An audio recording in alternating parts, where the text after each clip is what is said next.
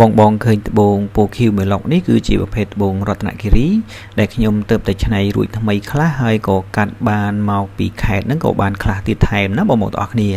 ហើយសៃផងគេចាប់ពី5ក្រាតដល់20ក្រាតហើយត្បូងដែលខ្ញុំកាត់បានមកពីខេត្តនោះគឺរាងអត់តន់ស្អាតគ្រប់គ្រាន់ទេណាបងប្អូនទាំងអស់គ្នាដូច្នេះហើយខ្ញុំត្រូវធ្វើការជ្រើសរើសត្បូងណាដែលរាងមិនសូវស្អាតយើងយកមកត្រៀមធ្វើការដាក់កែឡើងវិញណាបងប្អូនទាំងអស់គ្នាដូចជាឧទាហរណ៍ត្បូងមួយគ្រាប់នេះក៏អត់ទាន់ស្អាតដែរគឺយើងត្រៀមយកមកធ្វើការកែក្រឡាហើយនឹងកែរាងបន្តិចបន្តួចឡើងវិញដែរណាបងប្អូនអរគ្នាហើយត្បូងមួយគ្រាប់គឺខ្ញុំសម្រិតសម្រាំងណាមុននឹងខ្ញុំលក់ចិនជូនភ្ញៀវគឺខ្ញុំត្រូវយកមកធ្វើការកែសម្រួលឡើងវិញឲ្យបានស្អាតណាបងប្អូនអរគ្នាចឹងហើយត្បូងដែលចេញពីក្នុងដៃខ្ញុំទៅគឺដឹងតែធានាគុណភាពធានាទាំងធម្មជាតិធានាទាំងតម្លៃជូនបងប្អូនទាំងអស់គ្នាណាបងប្អូនទាំងអស់គ្នាហើយតេតងជាមួយនឹងត្បូងគឺដឹងតែស្អាតណាបងប្អូនទាំងអស់គ្នាហើយ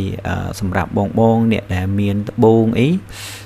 មិនរៀងមិនសូវស្អាតអីចង់ឲ្យខ្ញុំជួយធ្វើការកែសម្រួលអីក៏អាចតាក់ទងមកខ្ញុំបាន